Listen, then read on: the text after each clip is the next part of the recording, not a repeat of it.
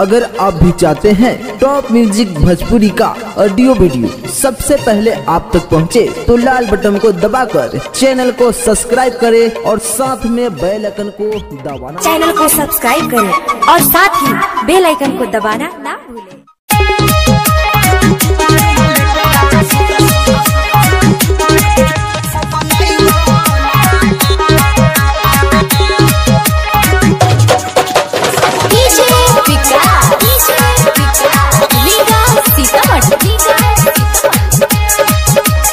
माँ Vaishno recording studio Delhi.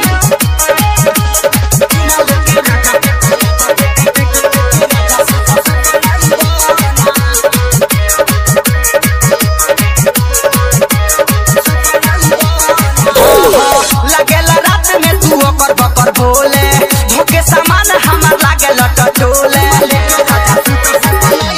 माई लगेला रात में तू ओकर बकर बोले, धोखे सामान हमार लागेला टटोले। लगेला रात में तू ओकर बकर बोले, धोखे सामान हमार लागेला टटोले। जबले खोली के पूरा तू खोइबो ना, हा खोइबो ना, हा खोइबो ना। चुमा लेके राजा सुतो सपनाइबो ना, चुमा लेके राजा सुतो सपनाइबो ना, चुमा लेके राजा सुतो सपनाइबो ना। लगेला रात में तू ओकर बकर बोले, धोखे सामान हमार लागेला टटोले। जबले खोली के पूरा तू खोइबो ना, हा खोइबो ना, हा खोइबो ना। चुमा लेके राजा सुतो सपनाइबो ना, चुमा लेके राजा सुतो सपनाइबो ना, चुमा लेके राजा सुतो सपनाइबो ना।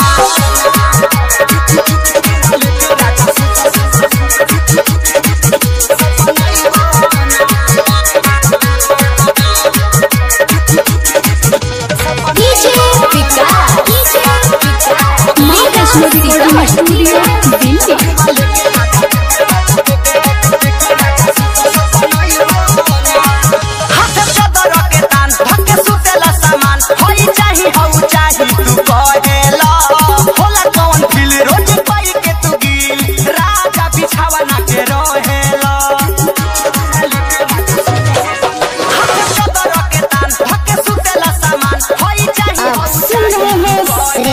भोजपुरी की शानदार प्रस्तुति।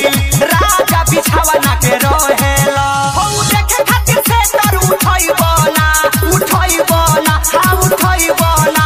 चुमा लेके राजा सुतो सपनाइबो ना, चुमा लेके राजा सुतो सपनाइबो ना, चुमा लेके राजा सुतो सपनाइबो ना।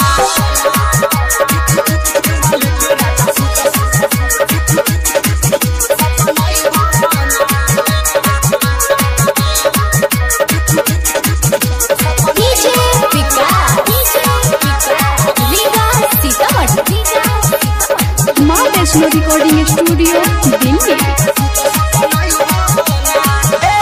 परदेसी पिया उपता हमार जिया, रोज रोज के हाला कोइला से। आलम इम्तियाज लगता बड़ी लाज, एके गो रट तारा धइला से। परदेसी पिया उपता हमार जिया, रोज रोज के हाला कोइला से।